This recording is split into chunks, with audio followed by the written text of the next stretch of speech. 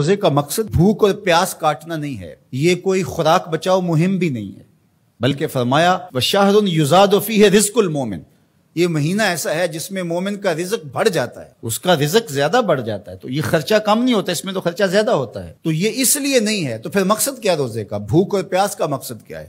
تو ارشاد فرمایا لعلکم تتقون، اتقاء کا نور تمہیں نصیب ہو، تقوی کا نور نصیب ہو۔ اور تقوی کیا ہے؟ محتاط زندگی گزارنا، کوئی عمل اللہ اور اس کے رسول کے بتائے ہوئے احکام سے ہٹ کر نہ ہو، یہ تقوی ہے۔ دنیا میں رہتے ہوئے اس طرح زندگی گزاری جائے کہ دامن کہیں داغدار نہ ہونے۔ رہو دنیا میں، ترک دنیا کا نام دین نہیں ہے، یہ بازیر میں رکھے۔ ہمارا دین ترک دنیا کا درس نہیں دیتا، لیکن غرق دنیا سے بھی بچنے کی تلقین کرتا ہے۔ ترک دنیا بھی نہ کرو اور غرق دنیا بھی نہ ہو جاؤ۔ اب اس کو حاصل کیسے کیا جائے؟ اللہ نے قرآن میں کہا کہ میں روزے سے تمہیں تقوی دوں گا، نسخہ ہاتھ میں آ گیا۔ اب سوال یہ ہے کہ روزے سے تقوی کیسے ملتا ہے؟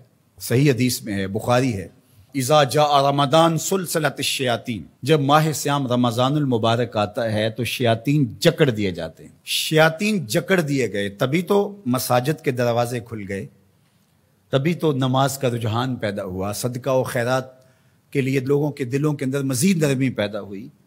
جو 5 نمازیں بھی نہیں پڑھتے تھے تراویح کے لیے بھی کھڑے نظر آتے ہیں۔ کیوں؟ شیطان بند گیا۔ لیکن کم تولا جا رہا ہے، کم ناپا جا رہا ہے، جھوٹ بولا جا رہا ہے، یہ کیوں؟ نفس موجود ہے۔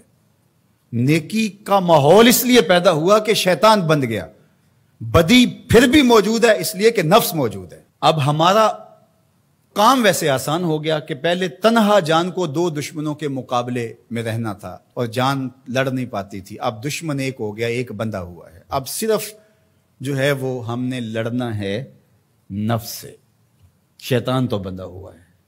اب نفس سے کیسے لڑیں گے؟ بھوک سے نفس پوج مردہ ہوتا ہے، کمزور ہوتا ہے۔ میرے اور آپ کے آقا و مولا حضور ختمی المرتبت صلی اللہ علیہ وآلہ وسلم نے ارشاد فرمایا یا معاشر الشباب من استطاع منکم الباء فلیتزوج، اے جوانوں کے گروہ، تم میں سے جو نکاح کرنے کی طاقت رکھتا ہے دیر نہ کرے۔ اگر مالی استطاعت ہے، مناسب رشتہ مل گیا ہے تو دیر کاہے کی، نکاح کر لے۔ اور فرمایا اس لیے کہ نکاح نظروں کا بھی محافظ ہے اور تمہاری پارسائی کا بھی محافظ ہے۔ فَإِن لَمْ يَسْتَطِعْ، اور اگر طاقت نہیں ہے، کسی وجہ سے نکاح نہیں ہو پا رہا، فَعَلَيْكُمْ بِالصَّوْمِ، تو کثرت کے ساتھ روزے رکھو۔ فَإِنَّهُ لَهُ وِجَاء، اس لیے کہ روزے قاطع شہوات ہیں، گناہوں سے بچانے کا بہترین ذریعہ ہے۔ تو بھوک نفس کی تہذیب کا بہترین ذریعہ ہے اور یہ روزے سے نصیب ہوتی ہے۔ دوسری چیز، ہر وقت بولتے جانا اور بولتے ہی رہنا۔ جو کثرت کے ساتھ بولتا ہے وہ غلطیاں بھی کثرت کے ساتھ کرتا ہے۔ خاموشی میں نجات رکھی گئی ہے۔ قیامت کے دن سب سے زیادہ لوگ جو پکڑے جائیں گے وہ زبان کی وجہ سے پکڑے جائیں گے۔ حضور نے زبان کو پکڑ کے کہا کہ لوگ اس کی وجہ سے پکڑے جائیں گے، اس لیے اپنے لہجوں کو کنٹرول کیجئے، اپنی زبان کو کنٹرول کیجئے، یہ تہذیب نفس کا بہترین ذریعہ ہے۔ اور تیسری بات، العافیت فی العزلہ، عافیت تو عزلت میں ہے، تنہائی میں ہے۔ لوگوں میں جانا، لوگوں سے میل ملاپ اور اختلاط جتنا زیادہ ہوگا اتنی زیادہ آزمائشیں ہوں گی۔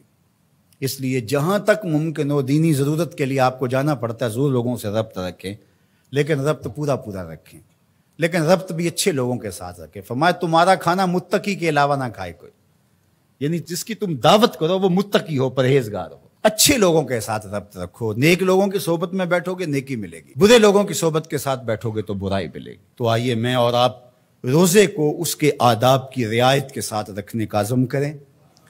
فرمایا کہ من لم یدع قول الزور والعمل به فلیس للہ حاجۃ فی ان یدع طعامہ وشرابہ، جس نے جھوٹ اور جھوٹے امور ترک نہیں کیے اس کے بھوکے اور پیاس سے رہنے کی اللہ کو کوئی ضرورت نہیں ہے۔ اس کی مرضی کیا ہے کہ روزہ تمہارے نفس کی تہذیب کا ضامن بن جائے، تمہارے باطن کی ستھرائی کا ذریعہ بن جائے۔ تو اس لیے یہ نہیں کہ ماہ سیام آیا اور چلا گیا، کسی کی زندگی میں 40 رمضان گزر گئے، کسی کی زندگی میں 50 رمضان المبارک گزر گئے، لیکن جہاں کھڑا تھا وہیں کھڑا رہا اور پورا مہینہ روزے رکھے، تراویح پڑھی، لیکن اندر کی طرف توجہ ہی نہ دی۔ رمضان کے بعد جہاں کھڑا تھا پھر وہیں کھڑا ہو گیا آ کے، تو فائدہ کیا ہوا؟ اللہ اپنی پناہیں دے، امان دے، حفاظتوں کا حصار دے۔